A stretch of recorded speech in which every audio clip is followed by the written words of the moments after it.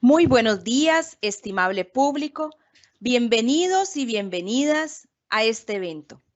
Quien les acompaña en la moderación, su servidora Adriana Retana Varela, asesora nacional del Departamento de Planes y Programas del IDP. Es un gusto encontrarnos en este ciclo de webinarios titulado Diversidad Cultural Costarricense y su aplicación educativa, el cual tiene como objetivo analizar los aportes y la relevancia de los diversos grupos étnicos y culturales para su inclusión en las prácticas educativas contextualizadas. Esta iniciativa se dirige a la Red de Educación Intercultural y a las comisiones regionales de educación intercultural, a quienes les reiteramos el agradecimiento por acompañarnos en este día. Para recapitular, el primer webinario fue sobre las poblaciones indígenas en el marco de la celebración del Día de la Persona Aborigen. En el de hoy, que es el segundo evento, se conversará sobre el abordaje general de la población extranjera en el sistema educativo.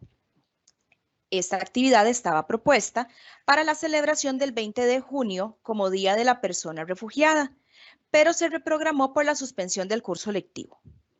Este espacio pretende reconocer el gran aporte cultural que surge a partir de la migración como realidad antropológica, sus conceptos y las formas de abordaje en educación. El tercer webinario se realizará sobre la población afrodescendiente en miras a la conmemoración del Día de la Persona Negra y la cultura afrodescendiente. Y el cuarto será sobre el Día de las Culturas. Esperamos que nos acompañen. Al finalizar el evento, se les ruega que ingresen al formulario de asistencia, cuyo enlace se encuentra en el chat de este evento. El día de hoy nos acompañan representantes de dos organismos internacionales. En primera instancia, de la Organización Internacional para las Migraciones, conocida como OIM, y el Alto Comisionado de las Naciones Unidas para los Refugiados, conocido como ACNUR. También contamos con una representación del Departamento de Educación Intercultural, instancia gestora de este evento. Es importante hacer de su conocimiento que se abrirá un espacio después de la exposición para dar respuesta a las consultas que ustedes planteen por el chat. Por esa razón, para filtrar y dar respuesta a las preguntas que estimen pertinente realizar, nos ayudará María Fernanda García Carrillo, quien colabora en la Dirección de Asuntos Internacionales y Cooperación del MED. Para iniciar con la temática por parte de la OIM, nos acompañan Melisa Sandoval Hidalgo y María Fernanda López Arguedas. Melisa Sandoval Hidalgo labora en la OIM desde el 2021. Actualmente se desempeña como promotora local del Centro Municipal para Migrantes de Cartago y es licenciada en Derecho. La acompaña María Fernanda López Arguedas, quien labora también en la OIM desde el 2018.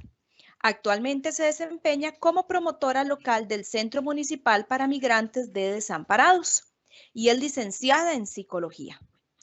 Ellas van a presentar el tema de la migración en general. Adelante, compañeras.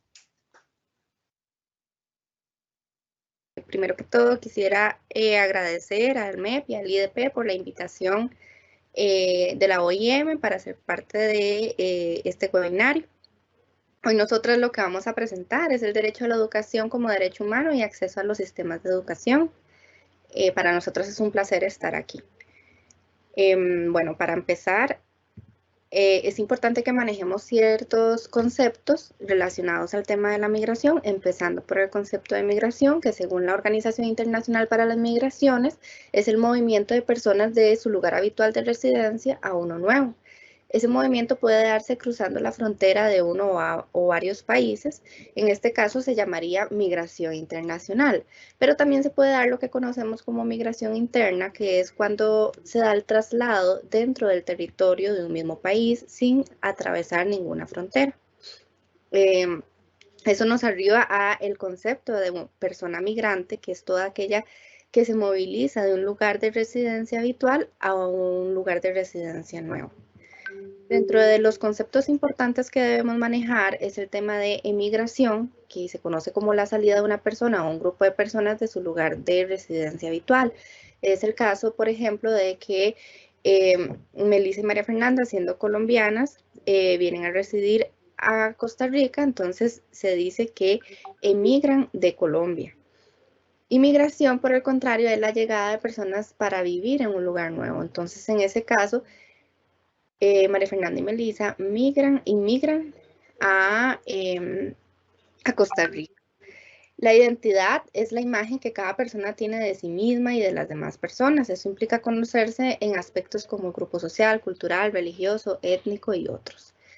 Tenemos la educación inclusiva, es un proceso orientado a responder a la diversidad de la población estudiantil, incrementando su participación y reduciendo la exclusión en y desde la educación. También la educación intercultural, que es el modelo integrado y participativo de gestión educativa basado en el respeto y la valoración de la diversidad cultural. Eso quiere decir que está dirigido a todos y cada una de las personas que componen la sociedad. Finalmente, la interculturalidad se refiere a la presencia e interacción equitativa de diversas culturas y la posibilidad de generar expresiones culturales compartidas, adquiridas por medio del diálogo y la actitud de respeto mutuo. En el contexto de las personas menores de edad, los niños, las niñas y las personas adolescentes también migran. Es por eso que en el 2019 se registró 37.9 millones de personas migrantes menores de 20 años. Eso corresponde al equivalente de 14% de la totalidad de la población global. Para nosotros conocer mejor en el contexto migratorio las personas menores de edad, tenemos dos grandes grupos, que son personas menores de edad separadas, que son quienes al momento de desplazarse están separadas de ambos padres, pero no de personas parientes. Y las personas menores de edad no acompañadas son quienes al desplazarse no se encuentran en compañía ni de sus padres, ni de madres, ni parientes, u otras personas adultas responsables de su cuidado.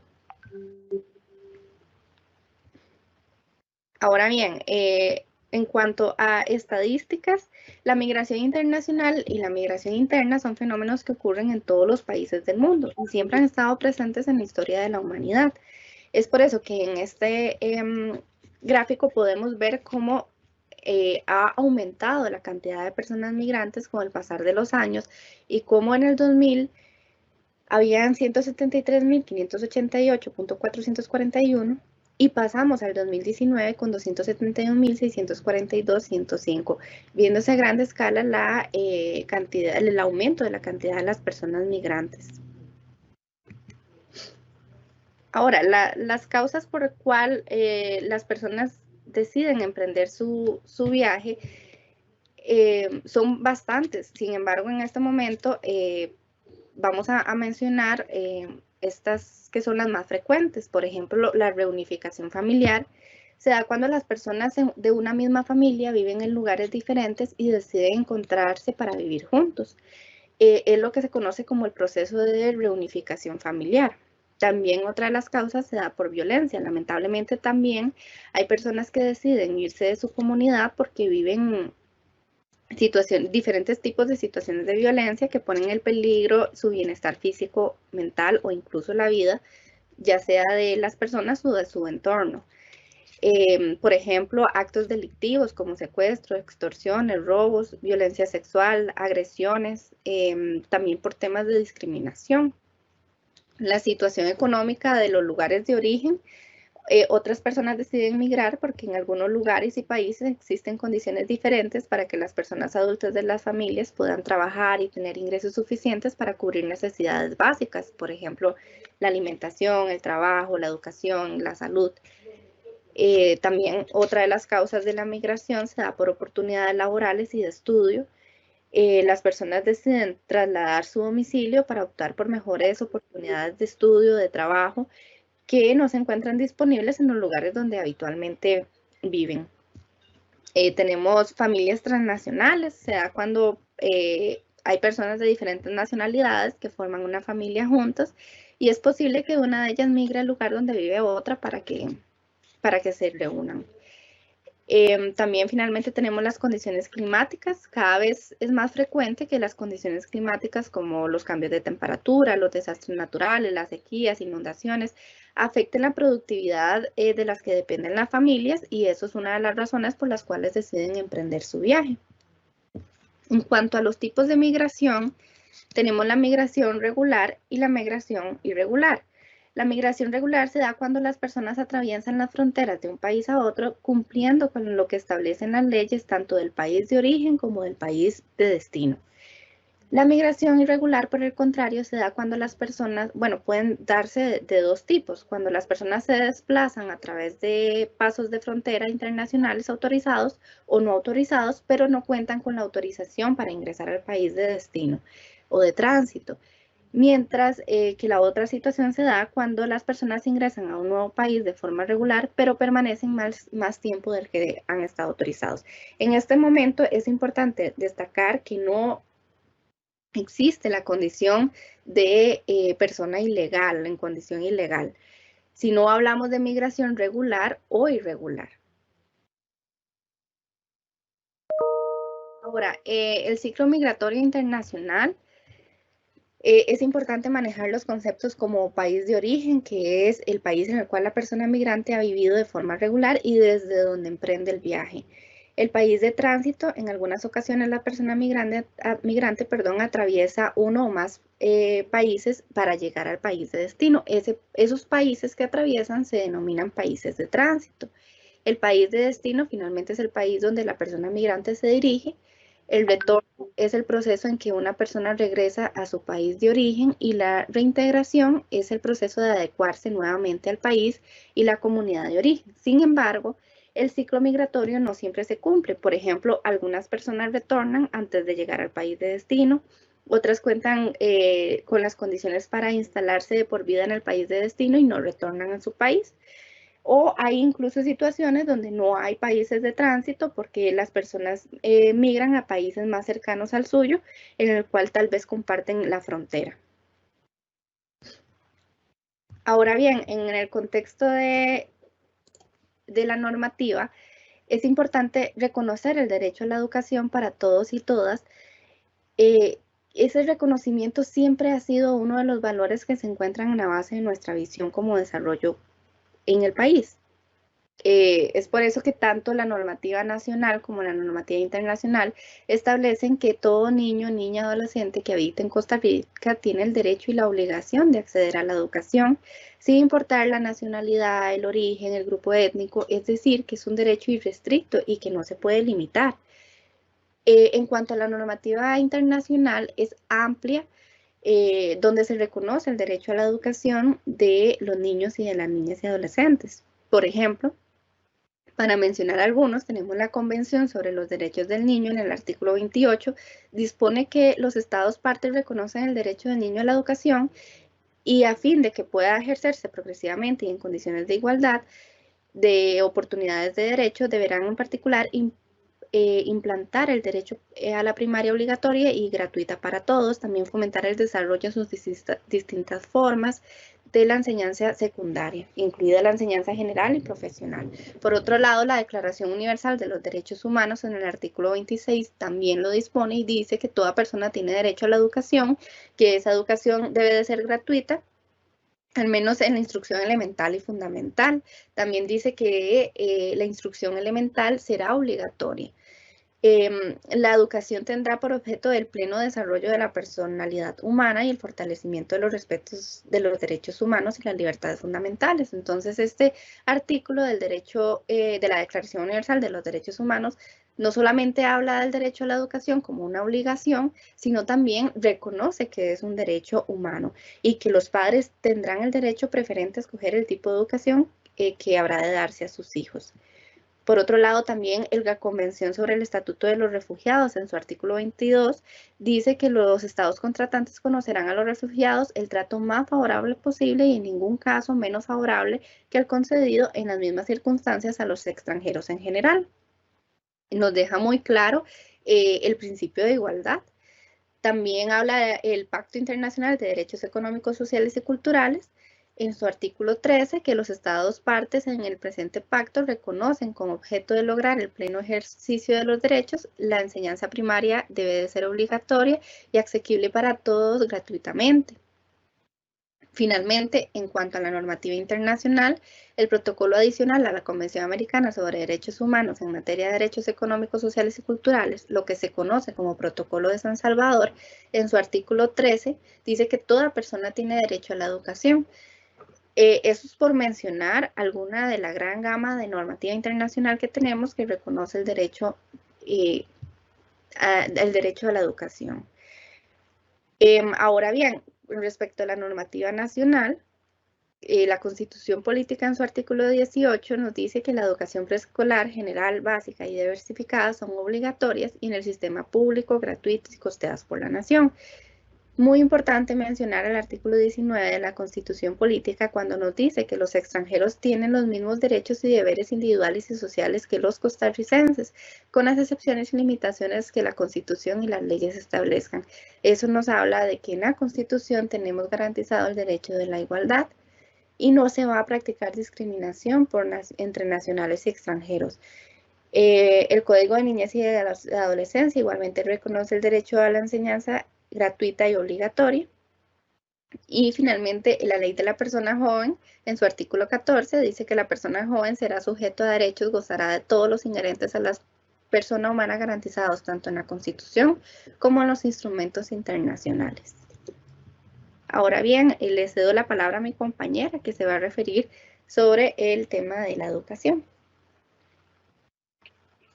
Hola, buenos días. ¿Me confirman si me escuchan, por favor? Sí, correcto, la escuchamos bien. Bueno, igual agradecerles por la invitación. Antes de continuar, ¿verdad? Para OIM es muy importante esta invitación, participar de estos eventos y pues tomar un tema tan importante como es la migración.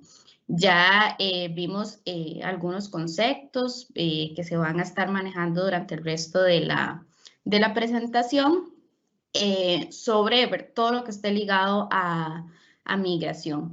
Entonces, vamos a hablar un poquito de los mitos. Vamos a centrarnos primero en el mito sobre la matrícula, pero quisiera antes mencionarle algunos otros mitos que tenemos ahí, ¿verdad? Rondando y que en la sociedad, pues, los escuchamos a menudo, porque es importante tratar de erradicar un poco estos, ¿verdad? Valga la redundancia, estos mitos que nos han inculcado, quizás, ¿verdad?, desde niños, y que socialmente siempre se están ahí escuchando, manipulando, y lo importante es empezar por nosotros a trabajar en erradicar, en quitar estos mitos, ¿verdad? Entonces, uno es, por ejemplo, el tema del acceso a los servicios sociales. El mito, y que no me gusta mencionarlo, pero para poder ubicarlo, es decir que, por ejemplo, un migrante viene a acceder a nuestros servicios sociales, cuando en realidad, según las estadísticas, las personas migran en su mayoría por trabajo, a lo que llamamos migrantes laborales, o por un tema de refugio, que sabemos que como personas tenemos derecho a resguardar nuestra vida. Otro mito es sobre el trabajo. Los migrantes vienen a quitarnos nuestro trabajo. Eso es un mito porque realmente, igual, en base a las estadísticas, gracias a los migrantes, nosotros tenemos la mano de obra y lo que es la recolección, por ejemplo, del café, de la piña, que ellos pues están dispuestos a hacerlos. Si bien es cierto, es un trabajo bastante fuerte y que realmente se centra gran cantidad de personas migrantes desarrollando estos trabajos. Otro mito, por ejemplo, es acceso a la salud, donde decimos que las personas vienen por por nuestro sistema de salud. La caja recibe un gran porcentaje en el pago de los seguros, ¿verdad? Que le permite tener sostenibilidad. Y ese porcentaje es los seguros que deben de pagar los migrantes, para, ¿verdad? Pues para igual, para cualquier, y cuando ellos están trabajando, cuando quieren, por ejemplo, bueno, nosotras somos de un centro municipal para migrantes, atendemos diariamente a personas migrantes, y ellos deben de cumplir con muchos requisitos para cualquier trámite. Por ejemplo, para regularizarse es necesario estar inscrito a la caja y ellos deben de pagar ese seguro, y estos ingresos le dan sostenibilidad a la caja. Y un último mito antes de hablar sobre el tema de la matrícula educativa es el mito de la comisión de los delitos, ¿verdad? Las personas migrantes hacen que un país sea corrupto. Realmente es algo muy triste porque la nacionalidad no es una característica determinante para cometer un delito. Los delitos existen tanto de nacionales como de personas extranjeras y no corresponde ni está ligado a ninguna nacionalidad. Y por último, el mito sobre la matrícula educativa, que es para aterrizar un poco el tema. Por ejemplo, tenemos acá que en las escuelas y colegios están repletas y las personas extranjeras pues no tienen cupo para matricular. La importancia tanto de, bueno, aquí lo hablamos, ¿verdad? De los estudiantes al centro educativo, como a su comunidad, como al país en general. Es verdad, es sumamente importante para el bienestar psicológico del niño, el psicológico, el emocional, el que pueda desarrollar los conocimientos, saber que se está integrando a otra cultura. Entonces, para los profesores y el personal del centro educativo, es muy importante que el hecho de que el niño sea refugiado, o sea migrante, o tenga ciertas conductas, ¿verdad? No estarle recordando, revictimizando su situación. Esto, ¿verdad? Y ahorita más adelante lo voy a mencionar, lamentablemente tratamos de fichar a una persona, esa es una persona tal, es una persona migrante, nos damos cuenta porque tenemos un acento totalmente distinto, ¿verdad? Y el recordarle, para todas las personas migrar no es igual. Para unas personas migrar es pues vengo por trabajo, pues vengo como turista, vengo a pasear. Por otras personas tuvieron que salir sin absolutamente nada, ¿verdad? Entonces, ante estos casos, lo más importante es no victimizar. Atender las necesidades del estudiante, igual que el resto de los compañeritos que tenemos en el aula. No pedirle ni estar reviviendo la situación de salida de su país. No importa pues si vino, ¿verdad? Porque sus padres querían tener una mejor, ¿verdad? Calidad de vida o porque les tocó.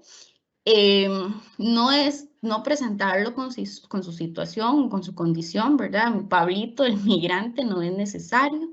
Y asegurar que se respete. Cuando nosotros tenemos chicos migrantes en algún grupo, donde en su mayoría son nacionales, tenemos que estar muy atentos a asegurar que este niño tenga respeto por parte de los compañeros.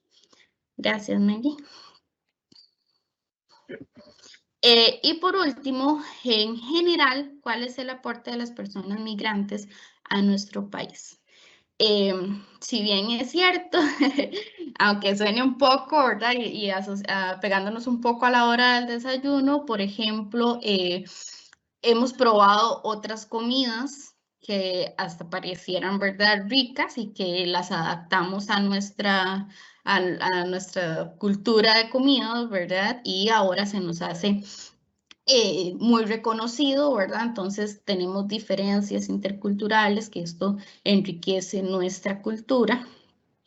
Tenemos aportes en la economía, por ejemplo, ¿verdad? Y como se los menciono de nuevo, tenemos fuerza laboral y gracias a la recolección, por ejemplo, del café, de la piña, en las zonas bananeras, tenemos esos productos no se pierden y es de nuestro consumo.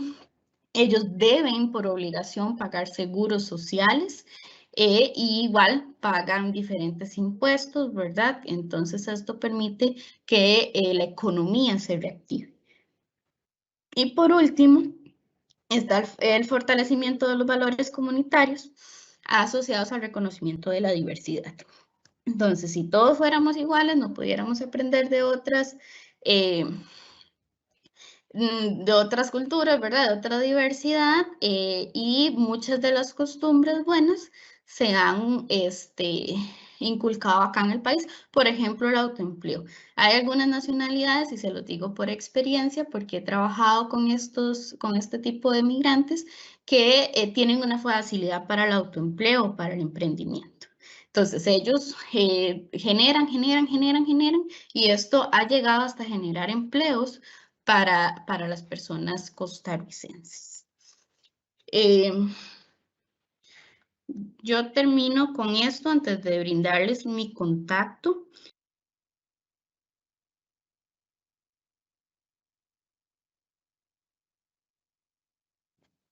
Muchísimas gracias a Melissa y a María Fernanda por esta exposición. A continuación, les vamos a presentar a la señora María del Mar González Villar, representante del ACNUR. Ella es asociada principal de protección de ACNUR Costa Rica, especialista en temas de protección de la niñez y apatridia. Es licenciada en Derecho y cuenta con una maestría en Administración de Medios de Comunicación. A partir de este momento, estamos listos para escucharla, María del Mar. Adelante. Gracias, buenos días. Un gusto estar aquí con todas y todos ustedes.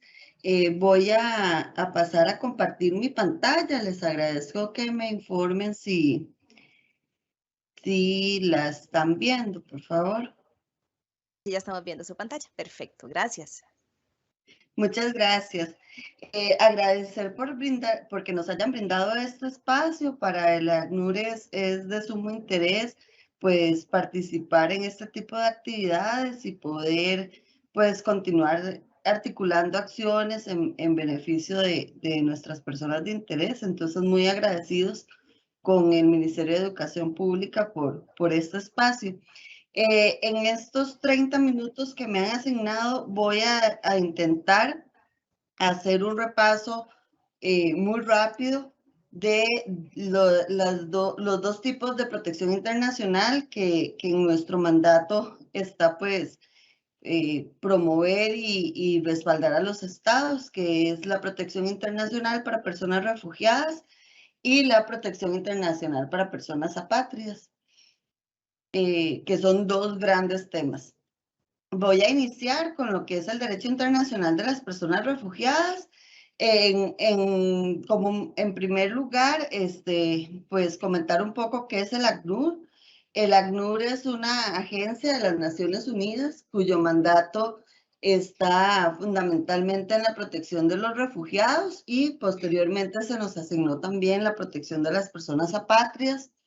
Es una organización mundial dedicada a salvar vidas, proteger los derechos y construir un futuro para las personas desplazadas de manera forzosa en el mundo.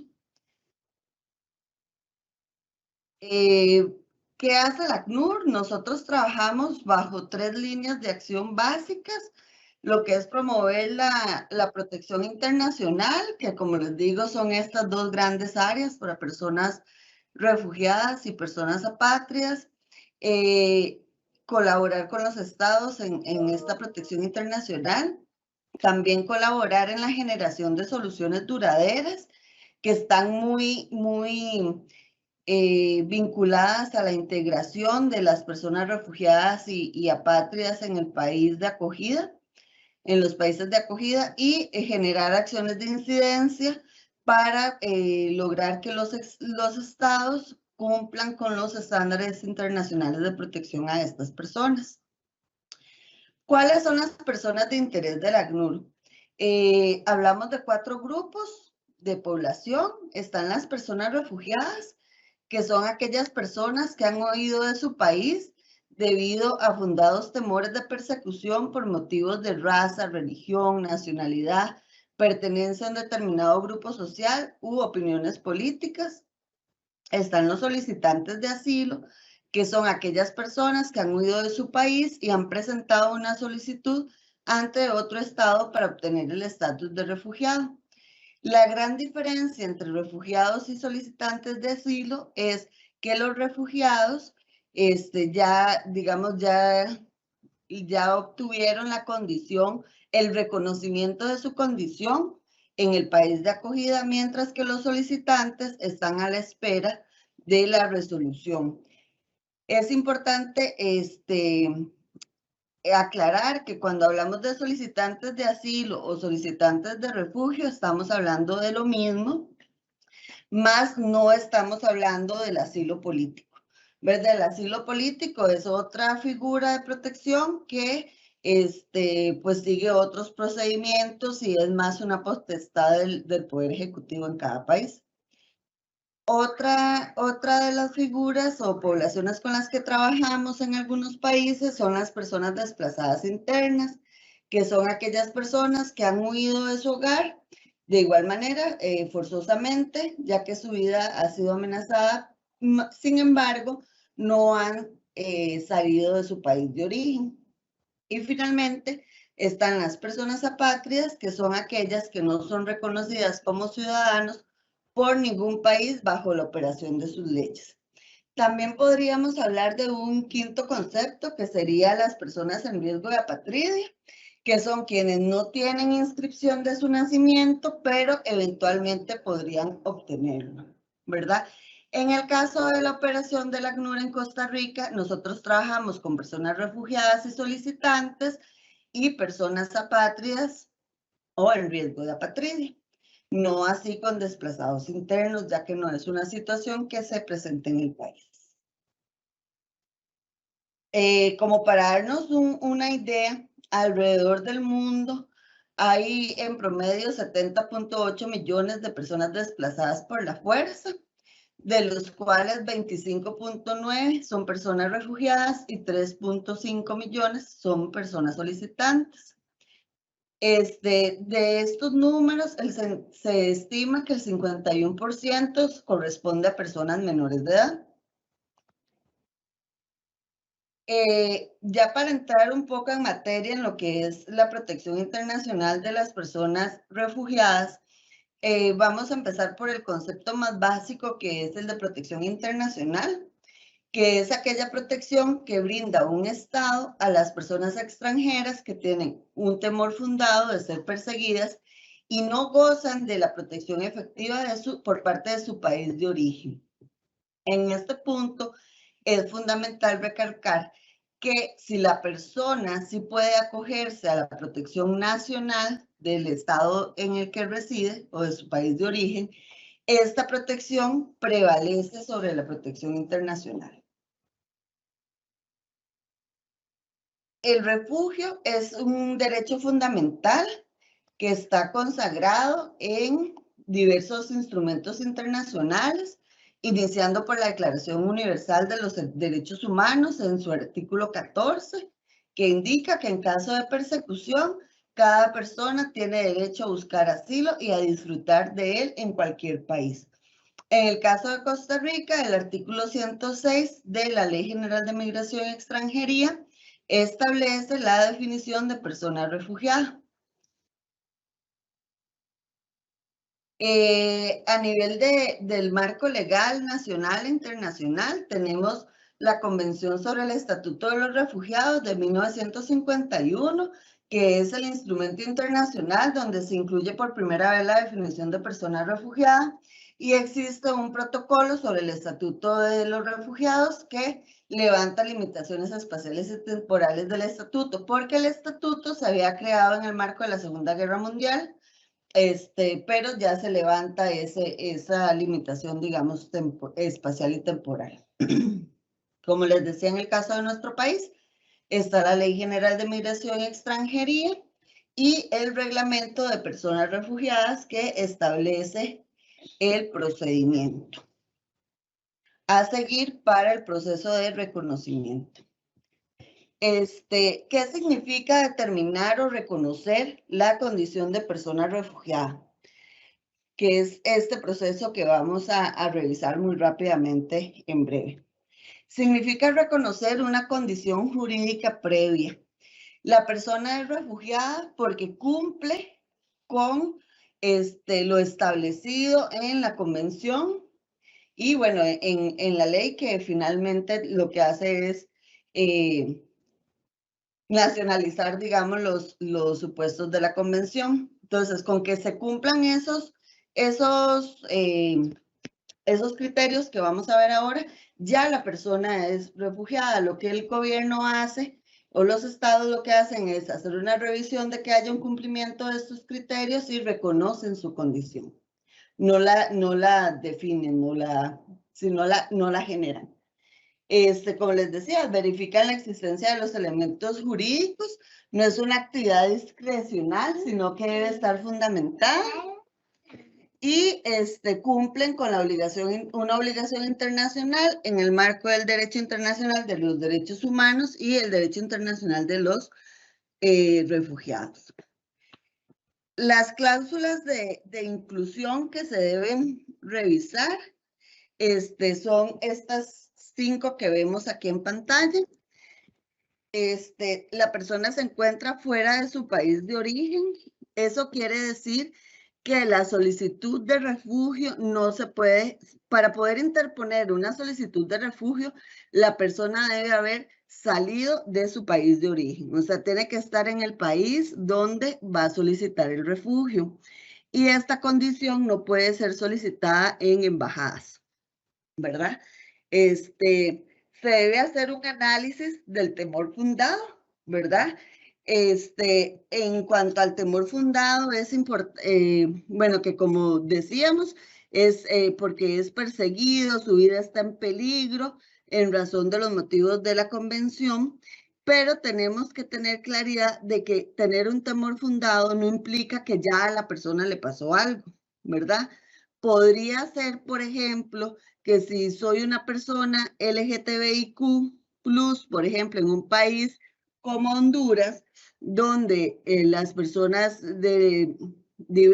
con diversidad sexual, orientación o identidad, son perseguidas, incluso muchas veces asesinadas. Entonces, no necesariamente a mí ya me tuvieron que haber generado una amenaza o haber perseguido o ya incluso haberme generado un daño físico para que yo tenga un temor fundado de que por mi condición de ser una persona LGBTIQ,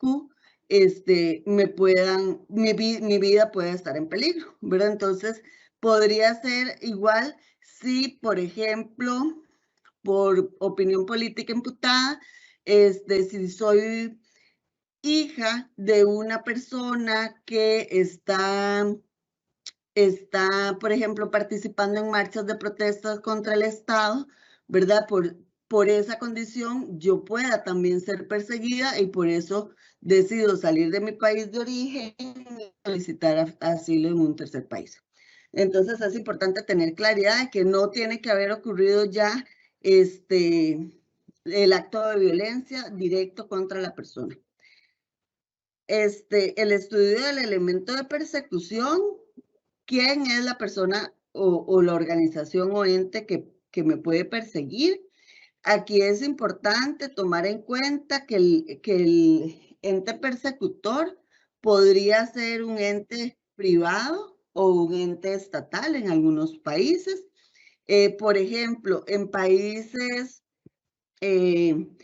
como los países de la zona norte de Centroamérica, ¿verdad? Sabemos que el ente persecutor, por lo general, son organizaciones criminales, privadas, ¿verdad? Que no tienen que ver con el Estado, las denominadas maras o pandillas, ¿verdad? Que cobran lo que se llama el peaje o algún tipo de monto a las personas por tener negocios o por pasar por una calle, ¿verdad? Cosas así. Entonces, ese es un ente persecutor privado. También en otros países existen entes estatales que son los que persiguen a las personas en regímenes políticos más totalitarios. Entonces, eso nos lleva a que la persona no puede acogerse a la protección de su país de origen. Luego tenemos que analizar los motivos de esta persecución que deben estar, digamos, cobijados bajo los motivos de persecución de la Convención de 1951, que como les digo, son, como les decía inicialmente, son raza, religión, nacionalidad, pertenencia a un determinado grupo social, opinión política. En el caso de nuestro país, la legislación nacional incluye también el género como un motivo de persecución. Entonces, el ejemplo que les daba de las personas LGTBIQ, ¿verdad? Podrían estar siendo perseguidas por motivos de género. En algunos casos, las mujeres pueden ser perseguidas por motivo de género, por violencia de género. Y en cuanto al determinado grupo social, tenemos que tener claridad que son características, ¿verdad? Pertenecen a un grupo social con características que no se pueden cambiar. Por ejemplo, en algunos países donde existe una prensa que está, por ejemplo, informando sobre irregularidades del gobierno, casos de corrupción y así, las personas profesionales en periodismo podrían estar siendo perseguidas. El que la persona sea periodista es algo que ya es una característica inmutable y no la puede modificar. Entonces, por solo ser periodista, podría estar considerado como parte de un grupo social y estar siendo perseguido. Y finalmente, se debe hacer un análisis de lo que es la protección internacional, que como les decía hace un momento, ¿verdad? El país de acogida debe analizar si la persona puede tener acceso a la protección de su país de origen o si no. En caso de que sí pueda tener acceso, esa es la protección que se debe privilegiar. Y otro aspecto que se debe analizar es aquellas situaciones en que la persona cuenta con doble nacionalidad, porque si puede ser que la persona no pueda acogerse a la protección del país de origen en el que se encuentra, podría ser que sí pueda acogerse a la protección del otro país con el que cuenta con esa nacionalidad. Entonces, esa otra protección también se debería privilegiar antes que la protección internacional.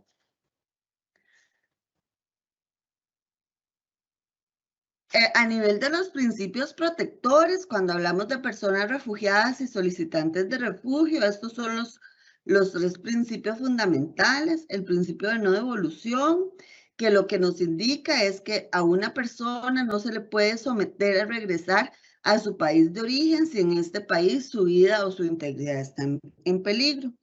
Está el principio de no sanción por ingreso irregular, que nos indica que las personas solicitantes de refugio no pueden ser objeto de sanciones administrativas ni de ninguna otra índole por haber hecho un ingreso al país de forma irregular, o sea, por no haber entrado por un punto fronterizo formal y con sus documentos, su pasaporte en orden y en regla, ¿verdad? Porque como lo hemos hablado y lo expresaba Víctor antes, las personas solicitantes de refugio, ¿verdad?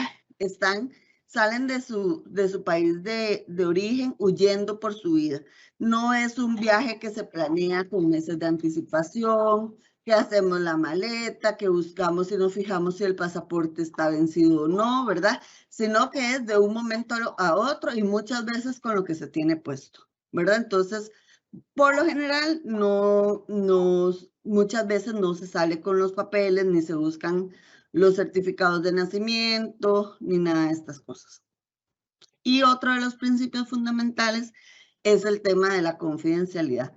Toda la información que obtengamos en los diversos procedimientos en los que trabajamos con personas refugiadas o solicitantes de refugio se deben manejar con un estricto estándar de confidencialidad.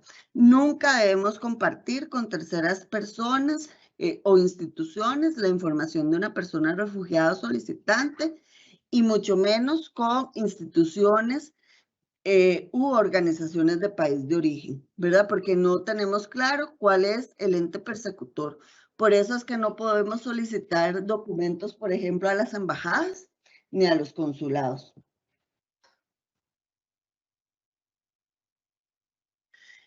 ¿Cuáles son los derechos de las personas refugiadas? Bueno, como lo decía la compañera de OIM, los países deben dar un trato, el mejor trato a las personas refugiadas y solicitantes, equiparado con el trato, al menos con el trato que se le da a una persona extranjera en condición regular. Es importante indicar aquí que las personas, una vez que hacen la solicitud de refugio en el país de acogida, se encuentran en condición regular en el país, independientemente de cómo se haya hecho el ingreso. Entonces, bueno, tienen derecho a la no discriminación, libertad de culto, acceso a la justicia, a la vivienda, educación, libertad de movimiento, derecho a no ser expulsado del territorio, que era lo que estábamos hablando de la no devolución, y no, bueno, sin no ser devuelto a su país de origen en contra de su voluntad.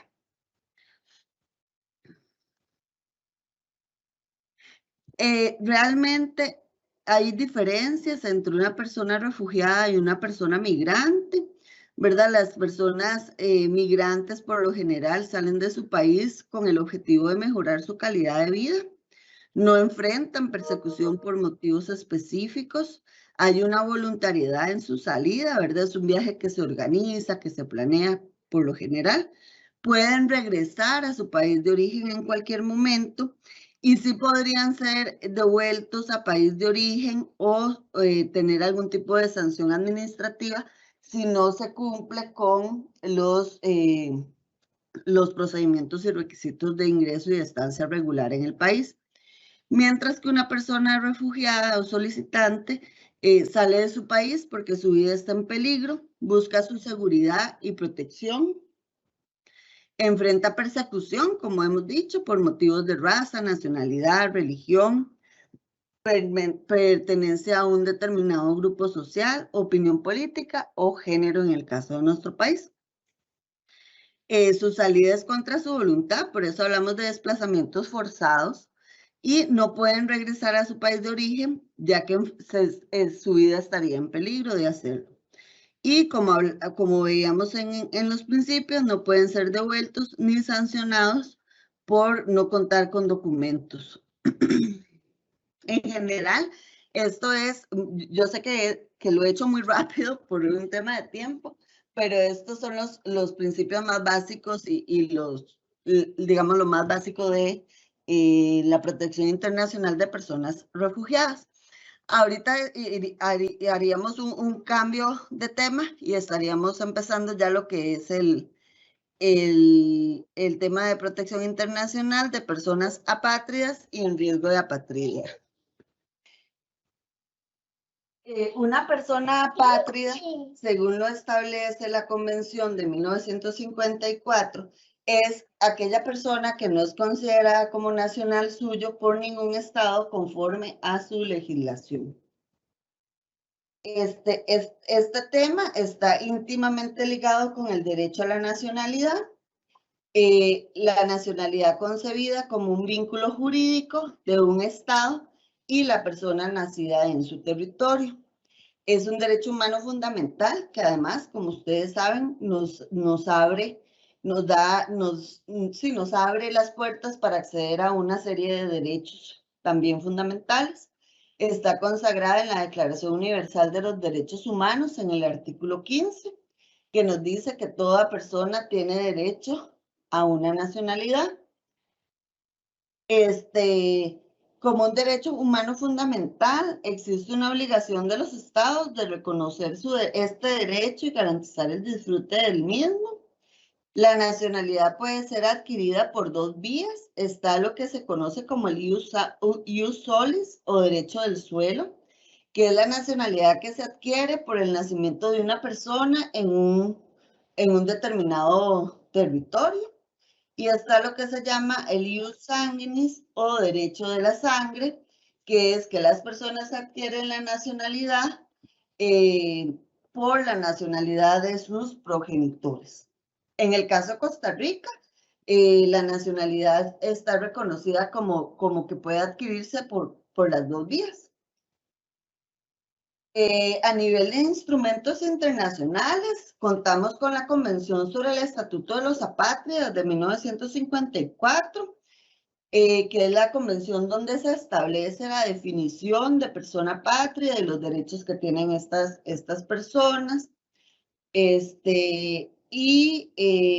Está la Convención para reducir los casos de apatridia de 1961, que como su nombre lo indica, es un instrumento internacional que hace un llamado a los estados partes para tomar todas las medidas posibles para prevenir la ocurrencia de la apatridia en el mundo.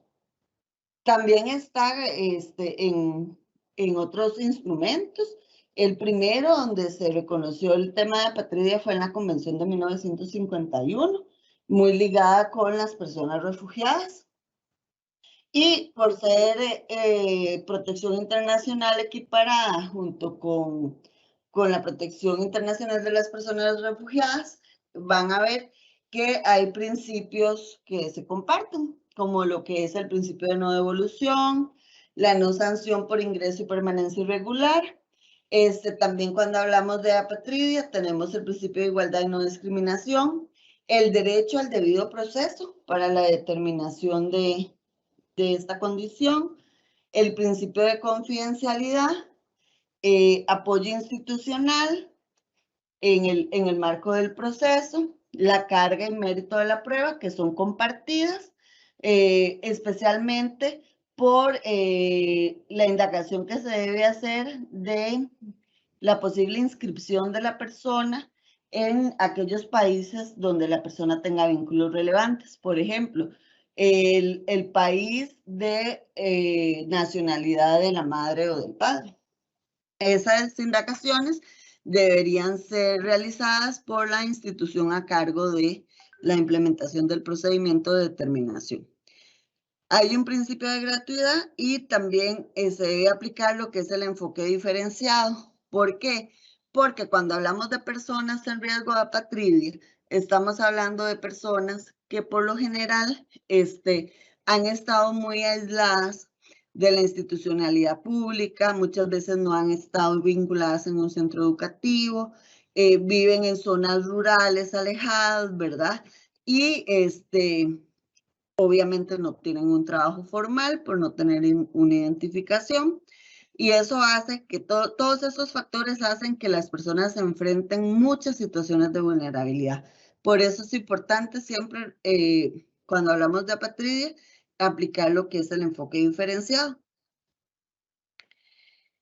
Hay varias causas por las que las personas pueden perder o no adquirir la nacionalidad. Está la desaparición o sucesión de estados.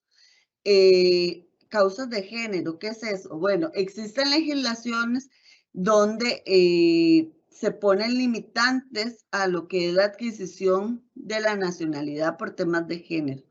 Por ejemplo, aquellos países donde la mujer no puede transmitir la nacionalidad a sus hijos e hijas, sino que solamente el hombre, o sea, el padre es quien transmite esa nacionalidad. Si estamos frente a un nacimiento donde el padre no está reconociendo su paternidad, esta persona estaría en riesgo de apatridia ya que no podría adquirir la nacionalidad. Y también más ubicado en nuestros contextos, existen barreras administrativas a nivel de los registros que hacen que las inscripciones de nacimiento se dificulten más. Por ejemplo, bueno, nosotros en Costa Rica tenemos un registro civil unificado que tiene oficinas regionales, eso a nivel de todo el país, eso hace que el acceso a la inscripción sea mucho más sencilla. sea la inscripción a nivel hospitalario. Entonces, eso, digamos, es algo positivo, es una buena práctica. En otros países, por ejemplo, vemos en nuestro contexto el tema de Nicaragua, es un registro municipal, ¿verdad? Que no es gratuito solo durante el primer año de vida, y cuando la persona ya cumplió el primer año, si no se hizo la inscripción, este proceso se judicializa, lo que implica un costo, no solo a nivel del procedimiento, sino también que se ocupa representación legal. No hay un registro único, ¿verdad? Eso quiere decir que la persona no puede ir a una instancia que le diga si está inscrita o no, sino que tiene que revisar según las comunidades donde aparentemente pueda estar registrado su nacimiento, tendría que ir a cada una de estas a hacer este chequeo. Algunos aspectos de interés, es importante tener claro que hay una diferencia entre la inscripción de nacimiento, entre la falta de inscripción de nacimiento y la falta de documentación. ¿A qué me refiero? Si la persona no tiene su cédula de identidad, pero sí está inscrito, lo que tiene es un problema de documentación y no está en riesgo de apatridia, ¿verdad? Porque si tiene una nacionalidad, si su nacimiento fue inscrito. Si la persona no tiene la inscripción de nacimiento, ahí sí estamos frente a un riesgo de apatridia y se deben hacer todos los esfuerzos para que esta persona pueda adquirir su nacionalidad. Bueno, hay una diferencia entre la persona en riesgo de apatridia y la persona apátrida. Una persona apátrida es aquella que ya pasó por el procedimiento de determinación de la condición de apatridia y ya se reconoció esa condición. Y una persona en riesgo de apatridia es aquella que no tiene inscripción de su nacimiento y que deberíamos primero trabajar con ella para concretar esta inscripción y adquisición de la nacionalidad. Es importante saber que cuando trabajamos el tema de apatridia debemos priorizar la adquisición de la nacionalidad y no pensar que con determinar a las personas como apátridas resolvemos el problema, que realmente no es así. No siempre las personas apátridas son personas migrantes, ¿verdad? Puede ser que la persona haya nacido en el territorio donde reside, pero que por diversas razones su nacimiento no haya sido inscrito. Y también hay un concepto que es lo que llamamos refugiado apátrida, que es aquella persona que requiere la protección internacional en las dos vías, que tenemos consideraciones especiales. Cuando la persona tiene tanto la necesidad de protección internacional por persona refugiada como una falta de nacionalidad, primero debemos resolver la situación como persona refugiada. Debemos pasar por ese procedimiento y posteriormente apatridia. Si la persona entró primero a apatridia y en el procedimiento se denota que hay una necesidad de protección como refugiado, el procedimiento se suspende y se pasa al órgano competente, que aquí en Costa Rica, la primera instancia se inicia con la Unidad de Refugio y Migración.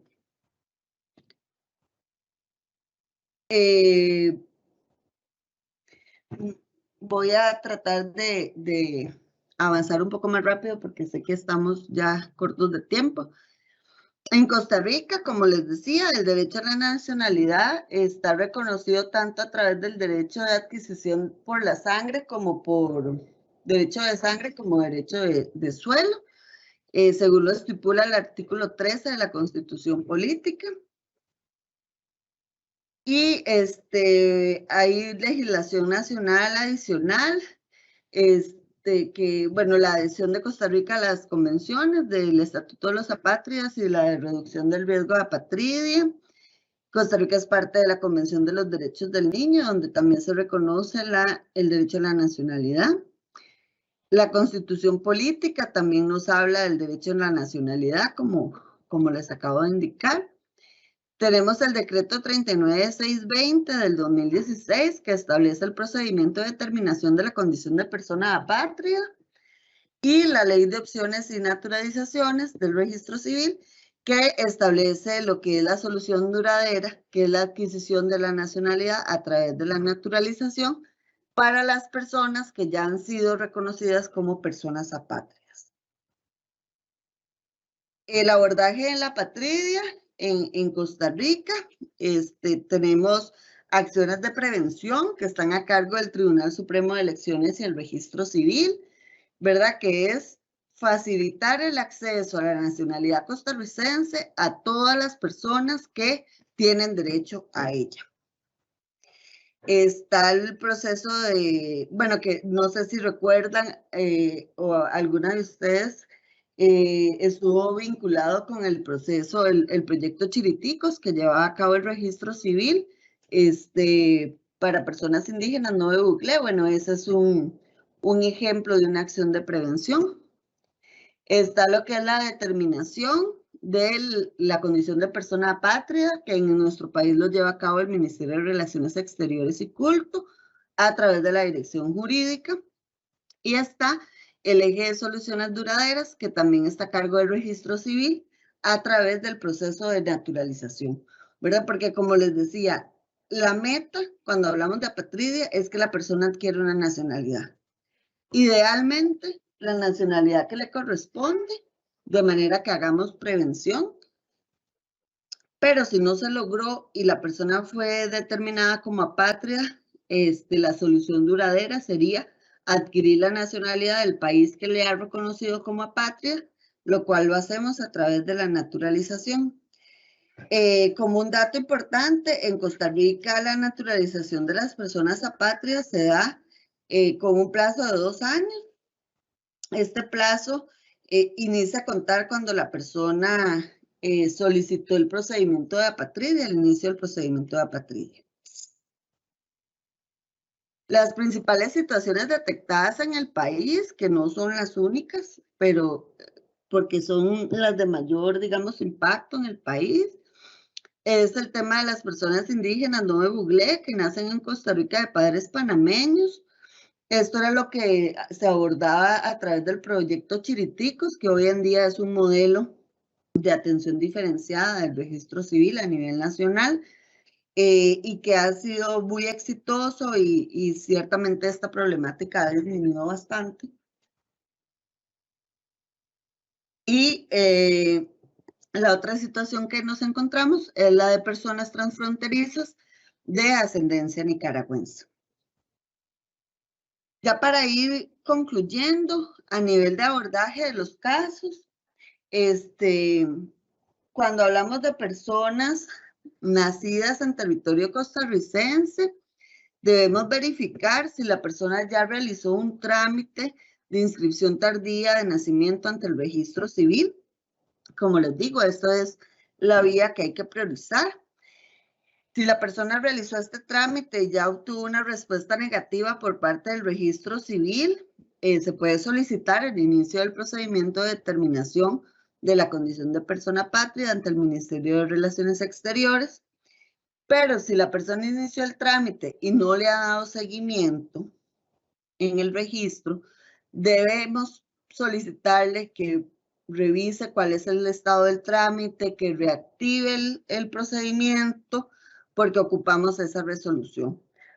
Puede ser que el registro hizo un apercibimiento, le solicitó alguna prueba que no puede aportar. Es importante que la persona presente un documento donde le indique al registro por qué no puede aportar la prueba solicitada y solicite que el registro resuelva con los documentos que contiene el expediente. Si la persona no ha realizado ningún trámite ante el registro y le corresponde la nacionalidad costarricense, pues debemos solicitarle iniciar el procedimiento de inscripción tardía ante el registro.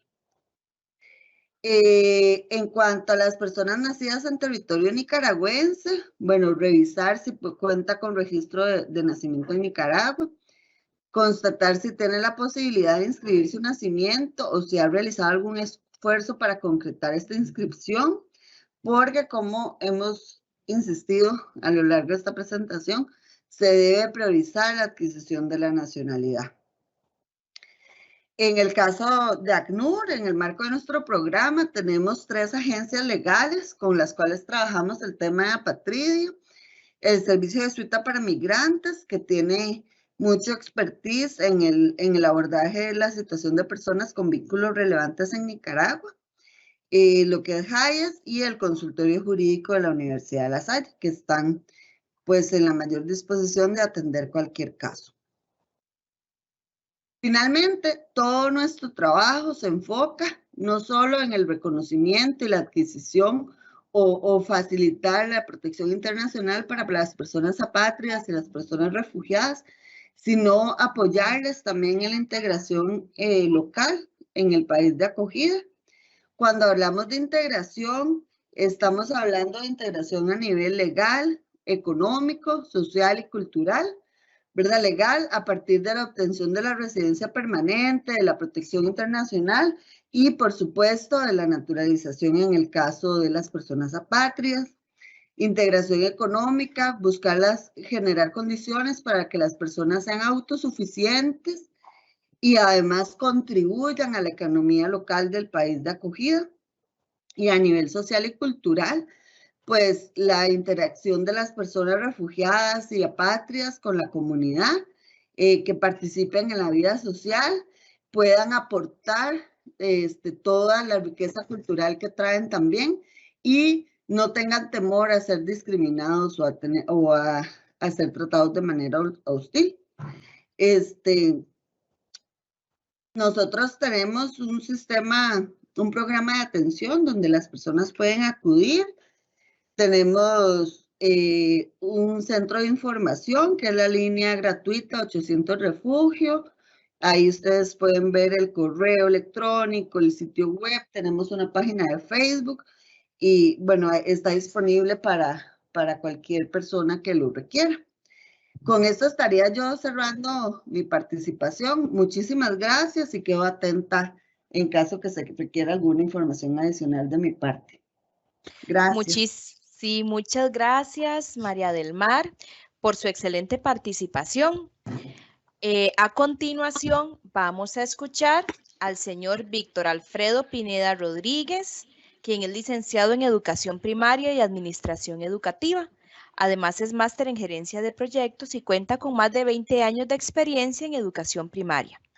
Desde el 2016 trabajó como asesor nacional de contextualización y pertinencia cultural y actualmente es el jefe del Departamento de Educación Intercultural.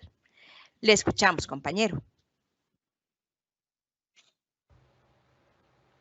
Muy buenos días a todas y todos. Espero que se encuentren muy bien. De verdad, un agradecimiento por la asistencia a este evento que está dedicado a la Red de Educación Intercultural, conformada por las jefaturas de asesorías pedagógicas y este departamento, y también a las comisiones regionales de educación intercultural de cada una de las 27 direcciones regionales.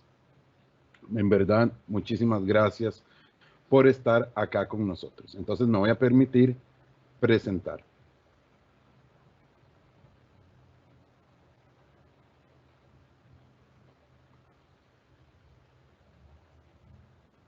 Perfecto, me indican ustedes si lo pueden ver bien.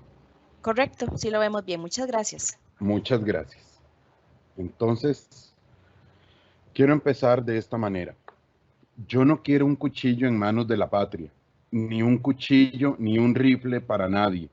La tierra es para todos como el aire. Me gustaría tener manos enormes, violentas y salvajes, para arrancar fronteras una a una y dejar de frontera solo el aire. Que nadie tenga tierra como tiene traje, que todos tengan tierra como tienen el aire. Cogería las guerras de la punta y no dejaría una en el paisaje, y abriría la tierra para todos como si fuera el aire. Que el aire no es de nadie, nadie, y todos tienen su parcela de aire. Estas son palabras del maestro Jorge de Bravo en su poema Nocturno sin Patria. Y con esto inició entonces. Bueno, compañeras y compañeros, vamos a trabajar ya desde la mirada focalizada del Ministerio de Educación Pública, cuál es este abordaje a la población extranjera que está en nuestras aulas, tomando en cuenta ya de base que sin duda alguna es una realidad que enriquece. Para empezar con algunos datos, tomar en cuenta que para el 2020 se cerró el año con 53.012 personas en total que conforman la población estudiantil migrante, tanto en condición migratoria regular como irregular, mientras que teníamos 2.558 personas que conforman la población estudiantil, tanto refugiada como solicitante de refugio. Y esto es importante para tener una línea base y reconocer que todo esto que estamos conversando es realidad en las 27 direcciones regionales.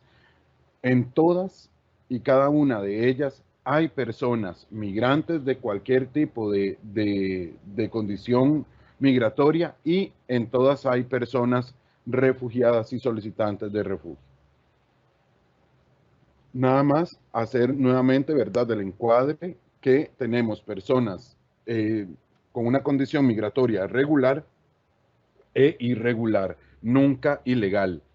Que la regular son aquellas personas migrantes con documentación al día o las personas refugiantes y solicitantes de refugio.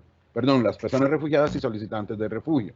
Mientras que las personas en condición irregular son aquellas que no tienen documentación o bien que ingresaron al país con documentación al día, pero se les venció y ya no están vigentes.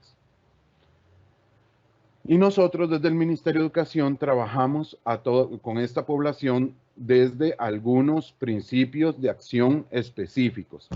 Y ellos son igualdad y no discriminación. Por eso en lo que se trabaja es en equiparar condiciones. Asumir, ¿verdad?, que nosotros no podemos pensar que traen todo completito. Yo siempre les digo, ubiquémonos en esto. Si a usted hoy mismo le dicen, tiene 24 horas para salir del país, o lo matamos a usted y a toda su familia, en esas 24 horas usted iría a la institución de donde usted se graduó a buscar títulos para llevar todo en orden, o iría a la Dirección de Gestión y Evaluación de la Calidad para pedir algún trámite que no tenía ahí en orden, o agarraría a sus familiares y sale huyendo con tal vez lo que tenga puesto. Entonces, por eso hay que tomar en cuenta que no necesariamente se va a traer toda la documentación que, como yo les decía antes, pues se requiere para poder matricular con todas las de la ley como nosotros tenemos establecido. Por eso se hacen adaptaciones para este proceso de matrícula, buscando lograr el principio de equidad, o sea, cierre de brechas, que todas las personas dentro de las aulas y que tengan, ¿verdad?, la condición de ser extranjeras, encuentren una forma de desarrollarse socialmente a través de la educación sin ningún problema, atendiendo siempre el interés superior de la persona estudiante, es decir, con toda la satisfacción de sus derechos, en este caso, lo que corresponde a educación, y trabajando siempre el desarrollo de habilidades para poder trabajar el principio de empoderamiento. O sea, dotarles de habilidades para que puedan tener un mejor desarrollo en el país. ¿De acuerdo? Así podemos saber que existen algunas consideraciones de matrícula para complementar lo que nos exponía la OIM. Sin duda alguna, la educación es un derecho inalienable, no se le puede negar a nadie. Tener o no documentos al día o probatorios de otros sistemas educativos no es en ningún momento barrera para poder ingresar a un centro educativo a desarrollarse. Desde el reglamento de matrícula y traslado se establece que el proceso de matrícula es libre de discriminación por país de proveniencia y además por condición migratoria. O sea que para todas y para todos, no dejar a nadie atrás. que efectivamente existen acciones para matricular si las personas no traen documentos. Por ejemplo, si no traen un acta de nacimiento, hay una declaración jurada gratuita que se entrega en el centro educativo y que no es necesario tener ninguna validación por parte de una persona abogada, por ejemplo, y que es un anexo del reglamento de matrículas y traslados. Y además, lo de la prueba de ubicación, pero que como ya yo se los indicaba, ¿verdad? Todo esto está normado en la circular DDC-2280-08-2018. Además, es posible convalidar notas y certificados de estudios realizados en el extranjero. ¿De cuáles? Obviamente de sexto, de noveno y de undécimo, porque son las que tienen certificados acá en el país. Entonces, si traen notas de noveno, porque no quiere decir que en todo el mundo dan titulito de noveno, ¿verdad? Como acá en Costa Rica. Entonces, llevan la nota de noveno a la Dirección de Gestión y Evaluación de Calidad y ahí se hacen los procesos correspondientes para la convalidación. O bien llevan el certificado. Y de igual manera, en todo caso, ¿verdad?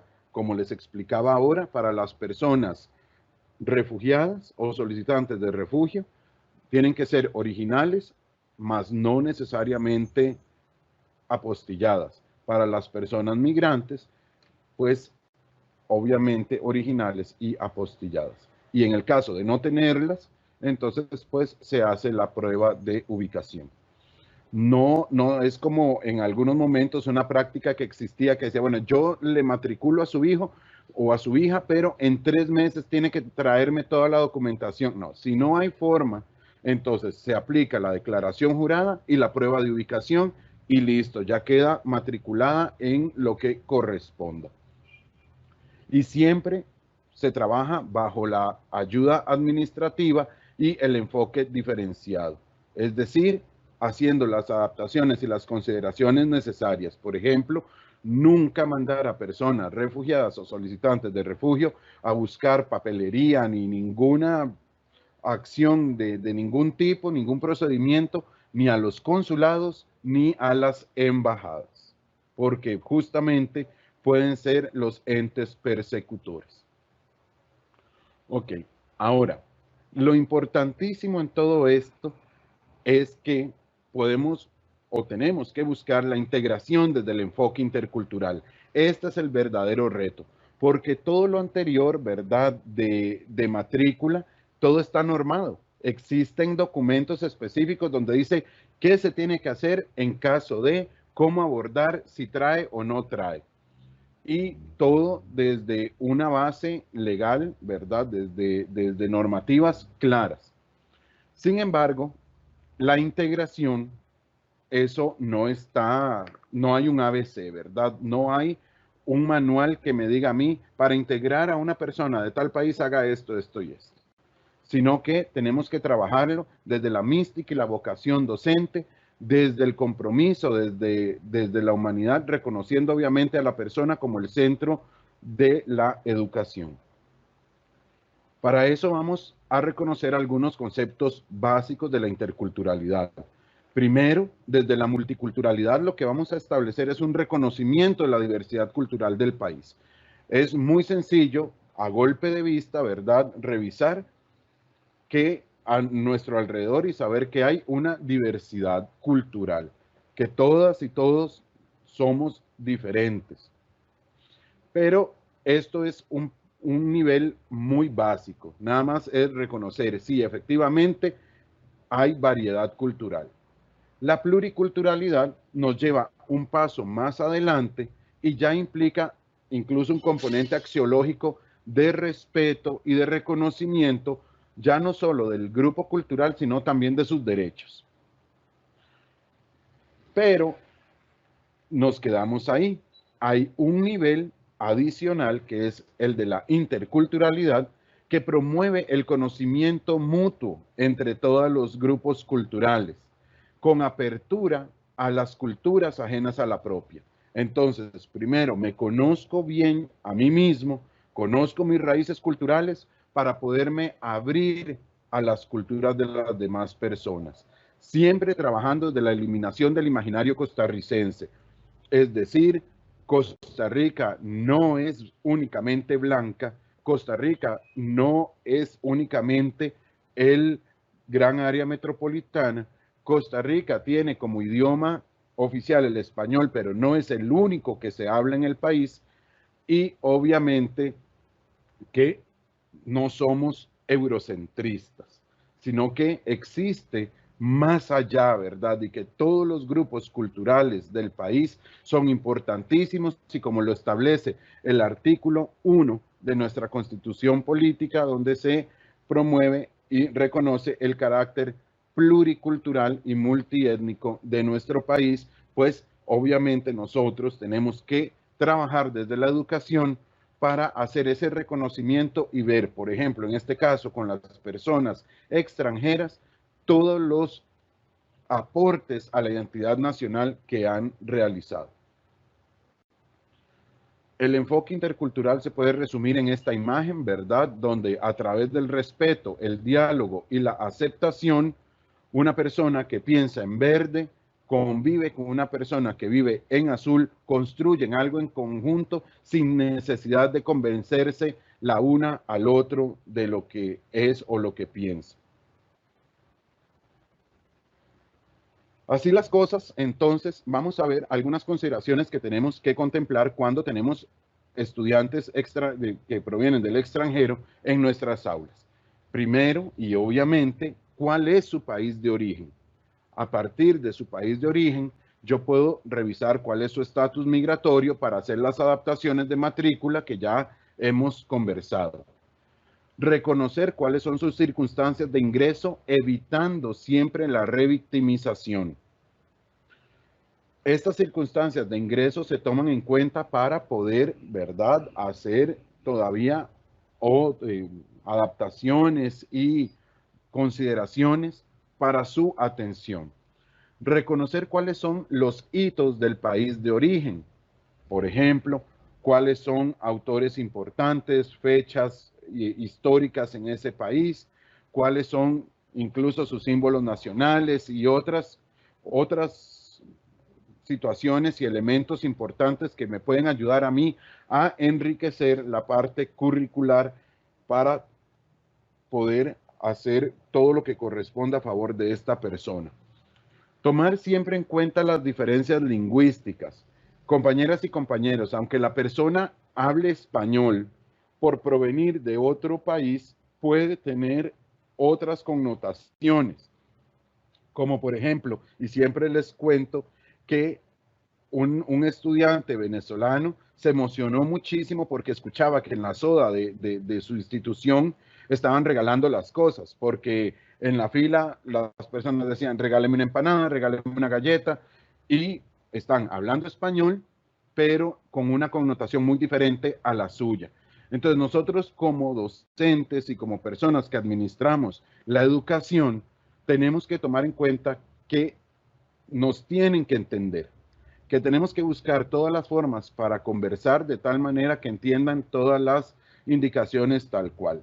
Siempre tenemos casos también, ¿verdad?, donde no hablan español y hay que buscar otros medios para poder lograr la comunicación efectiva, con traductores electrónicos, con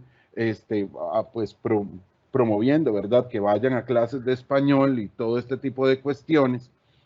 Pero en ese sentido también tenemos que usar un lenguaje bastante estándar. Yo les explico a las personas que tienen estos casos que si usamos el traductor en internet, no es lo mismo indicar es hora de almorzar que jale al comedor, ¿verdad? Jale al comedor no es una frase que se vaya a traducir pues de la mejor manera. Entonces siempre buscar las formas más oportunas y estándares de decir nuestras frases para expresar el mensaje. Y también, obviamente, es muy oportuno revisar cuáles son todos los prejuicios asociados en Costa Rica con respecto al país de origen de esta persona. Y esto implica un fuerte y profundo proceso de autorreflexión y de autorregulación para poder desenmascarar en nosotros mismos esos prejuicios, trabajarlos para, uno, no perpetuarlos y dos, poder eliminarlos en las personas estudiantes también, para evitar que se continúen dando. Todas estas consideraciones de la integración a partir de la educación intercultural, compañeras y compañeros, se dan a partir del conocimiento profundo, tanto nuestro como identidad costarricense, como de la identidad del país de origen de donde viene la persona. La idea es desarrollar todo el quehacer educativo con relación a el país de origen de la persona, pero con también una profunda valoración de la identidad nacional costarricense como país de acogida. Esto es simplemente, compañeras y compañeros, no caer en aquello que decir, bueno, ya usted ya no está en Panamá, está en Costa Rica, olvídese. No, está en Costa Rica, aprenda todo esto, pero aprovechemos su conocimiento desde la cultura panameña para enriquecernos acá en Costa Rica también. Todo se puede dar desde un marco de disfrute. Esto no tiene que ser una carga, no es un peso más, es poder disfrutar.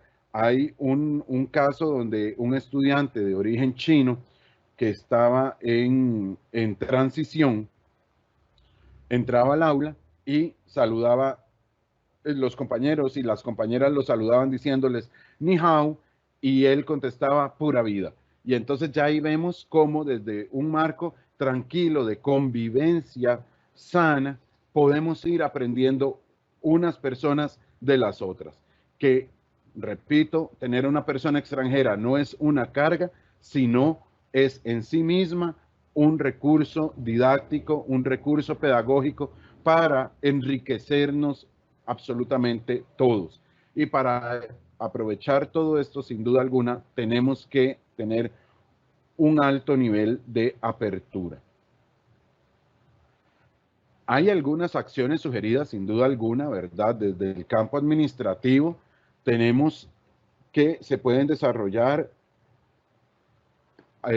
procesos intersectoriales para poder dar la atención de necesidades.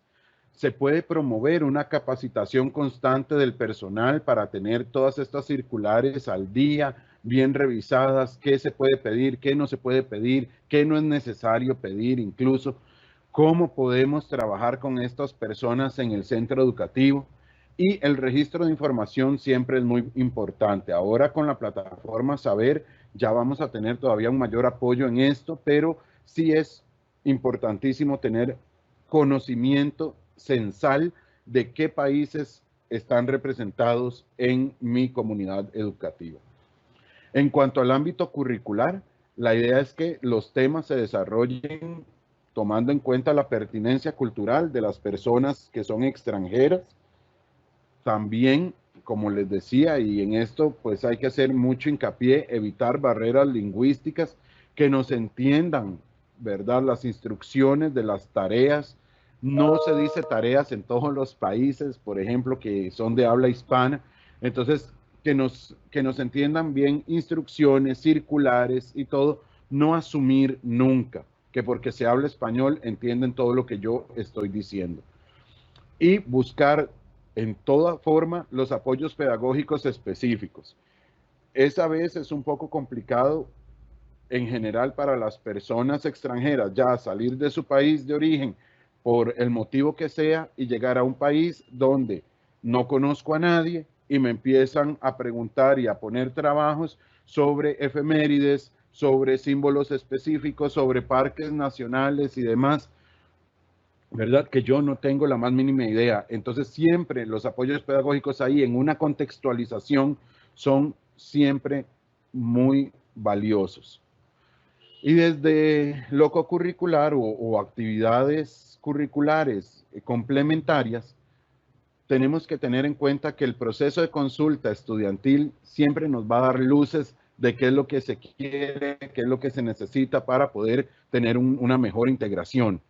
Es siempre valioso el diseño participativo de proyectos de todo tipo, culturales, deportivos, políticos a lo interno, ¿verdad? Y que siempre haya difusión de la información del centro educativo de la mejor manera para la población que va ingresando.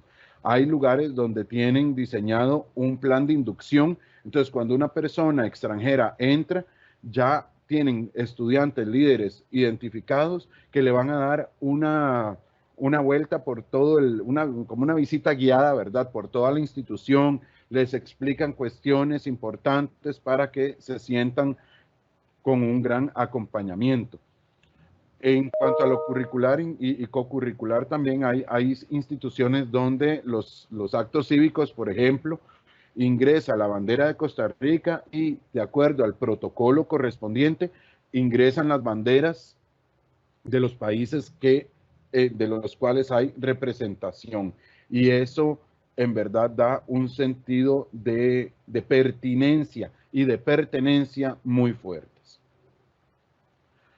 Y reconocer, ¿verdad?, que tenemos la celebración de 2 efemérides relacionadas con este tema y que lo que tenemos que privilegiar acá es en el reconocimiento de los aportes culturales.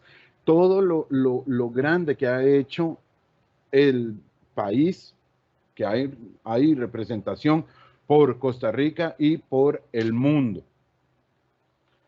Estas efemérides son el 20 de junio, que es el Día Mundial de las Personas Refugiadas, que como lo indica ACNUR, ¿verdad? Juntos nos cuidamos, aprendemos y brillamos. Y el 18 de diciembre, que es el Día Internacional de la Persona Migrante, que sabemos la migración es un motor para el crecimiento económico y el emprendimiento, ¿verdad? Siempre buscando resaltar lo positivo de la dinámica migratoria. Acá nosotros tenemos algunas ideas de lo que se puede promover en estos espacios, que es procesos de aula para el conocimiento profundo de estos aportes y de los países como tal que hay ahí representados, porque la idea es que sea todo un asunto procesual, ¿verdad? Y no aislado. Se promueve también actividades gastronómicas y culturales donde nosotros podemos degustar comidas de otros países y ver específicamente bailes, cuentos y demás obras literarias que tienen esos países. El reconocimiento de sus símbolos patrios, las exposiciones de los aportes de ese país a Costa Rica y al mundo, y también actividades abiertas con participación comunal. Incluir a las familias en estas celebraciones es importantísimo. Lo que no se promueve o lo que se debería evitar es, como les decía, el desarrollo de actividades aisladas. Sí, vamos a traer todos comida del país de origen y lo vamos a compartir, pero las personas estudiantes llegaron, comieron y ni siquiera se dieron cuenta por qué estaban comiendo eso, nada más, qué rico y adiós. No, la idea es acompañar todo esto del proceso profundo desde el planeamiento para poder encontrarle sentido a todo lo que se hace. Evitar la imitación de acentos en dramatizaciones, ¿verdad? No poner a personas costarricenses con acento de tal o cual país.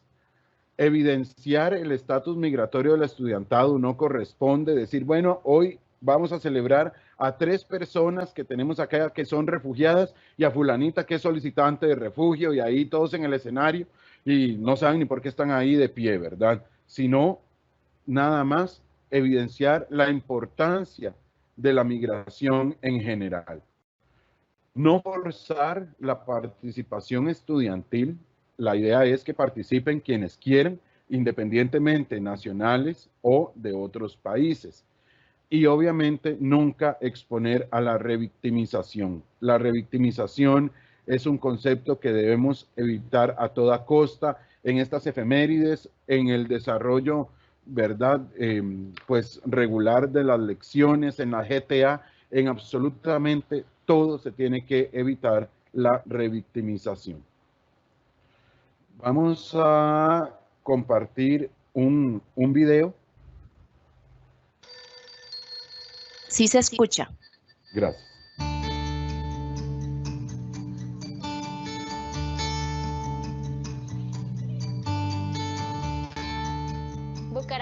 de Bogotá. Nací en Yopal, Casanare. Nací en Bogotá y vivo en Bogotá. Yo me llamo Iván Daniel Pérez Mirabal.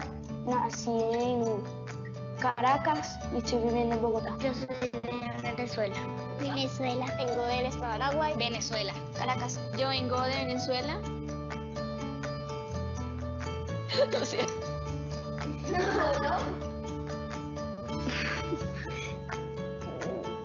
Le pego.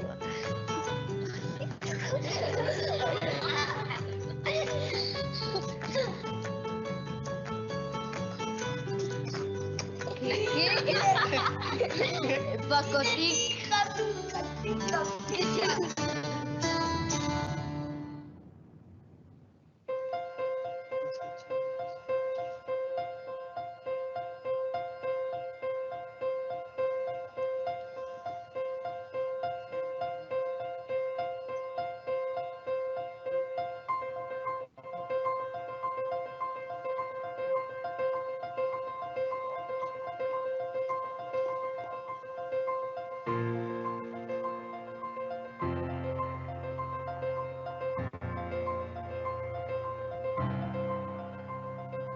No, no puedo.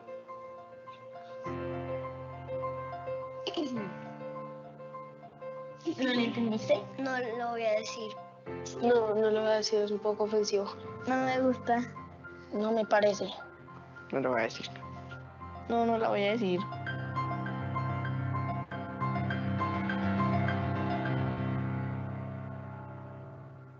Si me dicen eso es como, pero es que yo no quería salirme de mi país, o sea, ¿por qué me dicen eso? Pensé en él y las otras personas que estaban allá. Y si a mí me dijeran eso, yo me sentiría ofendido. Se me hizo que para alguien como de mi edad no tiene sentido que lo digamos. Los que lo están diciendo no saben lo que está detrás de la situación de los venezolanos en este caso. Ellos no hicieron nada para que su país esté como esté y que ahora tengan que estar aquí.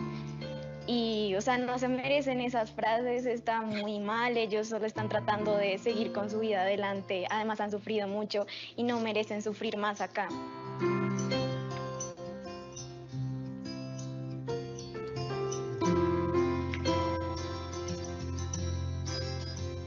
Lo que más extraño, yo creo que es mi familia. Me hace falta mi abuela y como cocinaba muy rico. Lo que más extrañaría sería nuestro hogar.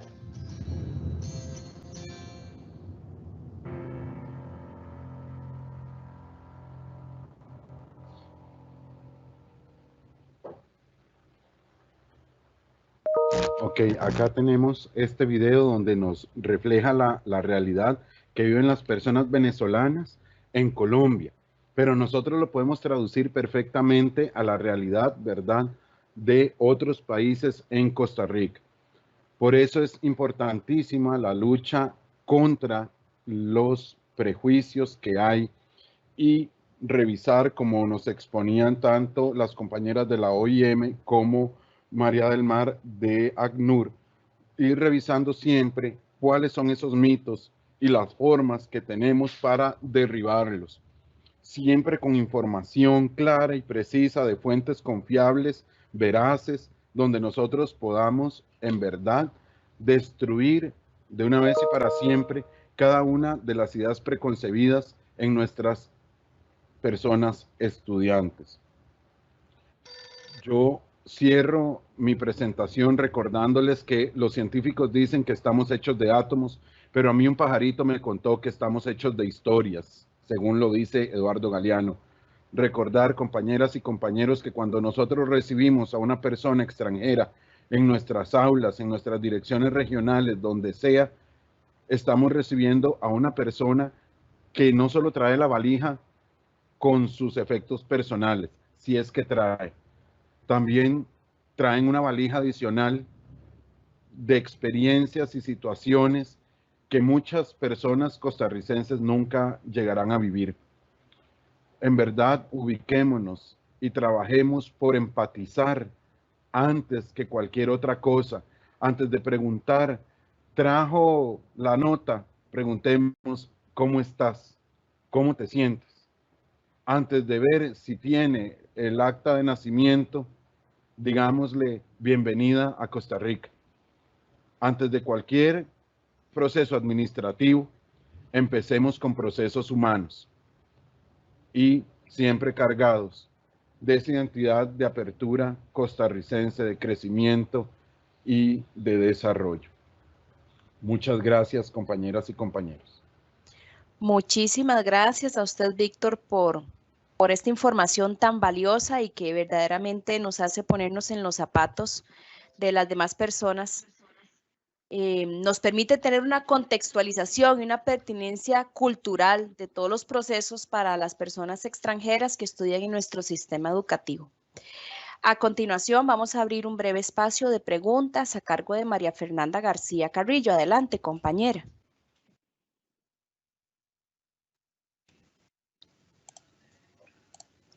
Muy buenos días, compañeras y compañeros de la Red de Educación Intercultural y de las Comisiones Regionales de Educación Intercultural. Espero que se encuentren muy bien. Vamos a iniciar con las preguntas que se han compartido a través del chat, que muy amablemente nos han indicado. La primera pregunta es, si los documentos no están apostillados, una condición de matrícula es legalizarlos. Lo que sucede es que en este momento en que se realiza la matrícula y se les solicita a las personas que deben traer documentación apostillada, no lo hacen. Y debido a que ya al estar matriculados los encargados asumen que adquieren el derecho, y es correcto, pero se olvidan de sus responsabilidades pendientes. Esta pregunta va a ser contestada por el señor Víctor Pineda. Adelante, compañero. Muchas gracias, María Fernanda. Bueno, tomar en cuenta ahí lo que conversábamos sobre las pruebas de ubicación. Si la persona no trae las notas o certificados apostillados ni originales, en todo caso, ¿verdad? Entonces lo que corresponde es hacerle pruebas de ubicación, a menos que sea una persona refugiada, a la cual si la trae original y no la trae apostillada, pues no hay ningún problema. Pero entonces en ese caso ya nos evitamos eso de la necesidad de estar ahí encima de la persona, no ha traído los documentos, le quedan tantos días, no, ya eso se evita y como no trae documentos probatorios, pues lo que va a regir es la prueba de ubicación. Ahí sí, si la persona afirma que va, por ejemplo, para 6º grado, pero en la prueba de ubicación lo que indica es que va para 5º grado, entonces se le matricularía en ese que da el resultado y no en el 6º que pues asegura. Si trajera los documentos pues probatorios originales o bien originales y apostillados, entonces sí iría directamente a 6º grado. Muchas gracias. Muchas gracias, compañero Víctor Pineda. Vamos a leer la siguiente pregunta y dice así. Buenas, existe un caso con una madre de familia extranjera sin documentación, quien comenta que la hija nació en este país y que nunca la llevó a la Caja Costarricense del Seguro Social y no la registraron en el Servicio Civil. ¿Cómo puedo ayudarla? Esta pregunta va a ser contestada por la señora María del Mar. Adelante. Muchas gracias.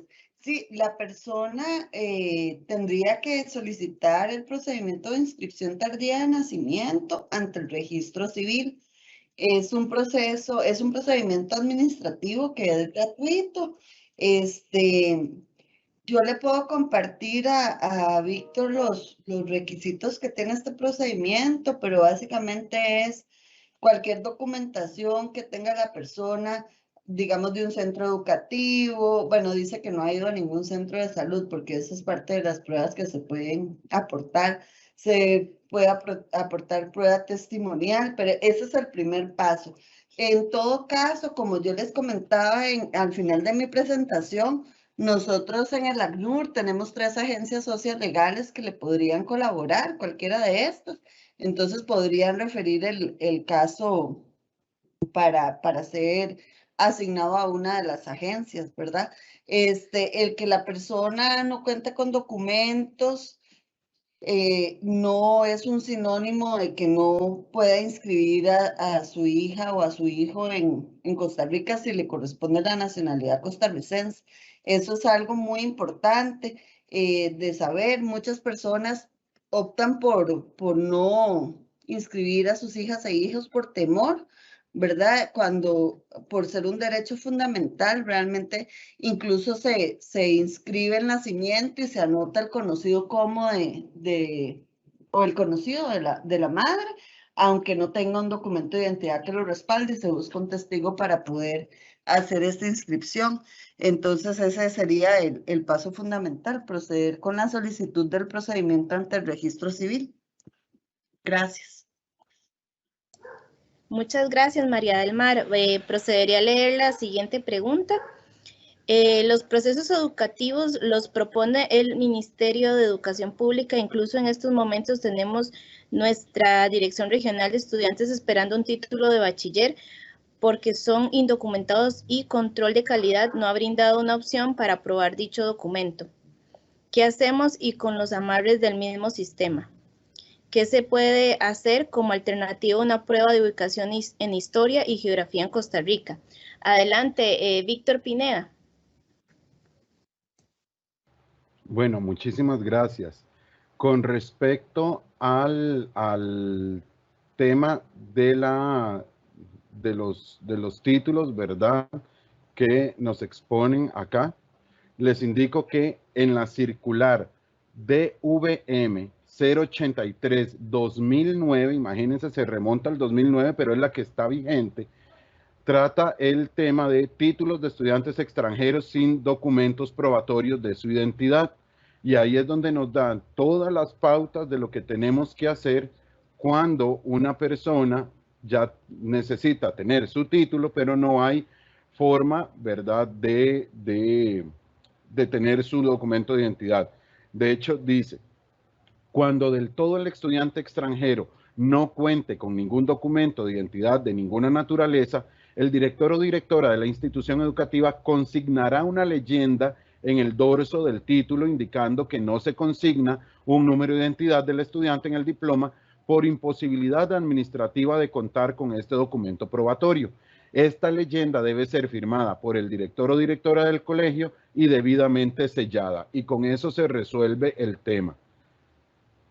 Y con respecto al de historia y geografía, pues en la circular que yo les decía, ¿verdad?, de la DDC 2280-08-2018, vienen todos los lineamientos técnicos para la elaboración y aplicación de pruebas de ubicación en el proceso de matrícula a la población migrante, refugiados y solicitantes de refugio en el sistema educativo. Y obviamente, pues, ahí hace referencia a lo que corresponde en estos temas. Sin embargo, compañeras y compañeros, obviamente aquí también va a prevalecer el sentido común.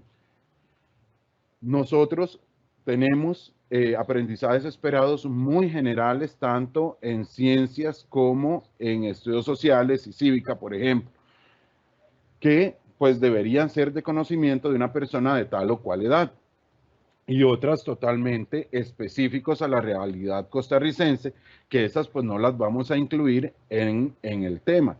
No es lo mismo preguntarle a una persona que va para quinto grado, por ejemplo, nombre 3 volcanes de Costa Rica, que preguntar, por ejemplo, por la definición de volcán. Entonces ahí sí ya una persona de quinto grado pues debería saber claramente cuál es la definición de volcán desde las formas de relieve en general, pero nada específico. Entonces, esas serían estas dos cuestiones, ¿verdad? Muchas gracias, señor Víctor Pineda. Vamos a leer otra de las preguntas o comentarios que hacen a través del chat. ¿Existe la posibilidad de que don Víctor me comparta esa presentación que está exponiendo? Es totalmente pertinente y puntual y desearía reforzarla con los supervisores de la Dirección Regional Educativa en la que laboro Alajuela, y indica el correo electrónico. Don Víctor. Sí, muchas gracias. Para la compañera o compañero que está indicando esto desde Alajuela, decirle que con mucho gusto, sin embargo también que desde el Departamento Departamento de Educación Intercultural estamos en total disposición de que nos indiquen y poder darles el acompañamiento directo en la regional con este y todos los temas que trabajamos desde el departamento. Entonces, si ustedes nos indican por correo electrónico a educacionintercultural@mep.go.cr, somos de tal regional y necesitamos acompañamiento en este tema, en reunión de supervisores o en reunión de dirección regional en general, con mucho gusto se puede dar el acompañamiento. Muchas gracias, Víctor Pineda, por su amable respuesta. La siguiente consulta es, por favor, indicar las situaciones donde procede adecuación significativa. Por ejemplo, estudiante que no sabe leer y tiene 10 años. Sí. Adelante, Víctor. Con respecto a este tema, obviamente se tienen que hacer todas las valoraciones necesarias, ¿verdad? A través de la asesoría regional de educación especial para poder tomar las decisiones como en cualquier otro caso. Sin embargo, tomar en cuenta que hay que tener mucho cuidado en la revisión de que no sea una barrera meramente cultural o, por ejemplo, hemos tenido situaciones donde estudiantes de 12 años vienen de otro país y que por justamente los peajes que comentaba María del Mar no han podido ir a la otra, ¿verdad?, comunidad donde está la institución educativa y por eso no han aprendido a leer. Entonces, revisar si lo que más corresponde es entrar a aula edad y no justamente iniciar un proceso de adecuaciones curriculares en general y en este caso, pues, significativas. Muchas gracias, Víctor Pineda. La siguiente pregunta es, saludos, ¿qué tipo de ayudas se pueden gestionar en el Fondo Social Migratorio? Adelante, Víctor Pineda. Bueno, para el Fondo Social Migratorio hay todo un documento, bueno, un procedimiento para poder participar por este tipo de ayudas, ¿verdad? O de beneficios. Y ahí más bien yo le pediría a María Fernanda si nos puede explicar cuáles son estas, desde cooperación, ¿verdad? Estas líneas, pero sí es un proceso bastante largo y complejo para poder participar por este fondo y tiene áreas muy específicas para poder alcanzarlas. Por favor, María Fernanda.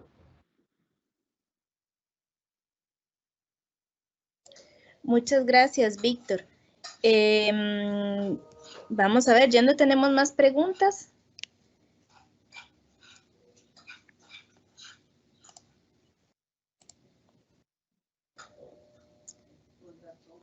No tenemos más preguntas en el chat, entonces cerraríamos el espacio de preguntas en este momento y agradecerles a todos y todas por haber participado a través del chat. Muchas gracias. Muchísimas gracias a todos por los aportes que nos han brindado. Agradecemos la participación de la OIM, el ACNUR y del Departamento de Educación Intercultural de la Dirección de Desarrollo Curricular por brindar este espacio de información y formación en relación a las personas extranjeras que están en nuestras aulas. Además, un fuerte agradecimiento a ustedes quienes nos han acompañado y que son agentes de cambio en nuestros centros educativos. Muchísimas gracias. Por favor, recuerden llenar la lista de asistencia que se encuentra en el chat. De esta manera, damos por concluido el evento y les recordamos que pueden compartir y repasar esta información en el canal de YouTube del IDP. Que tengan un muy buen día.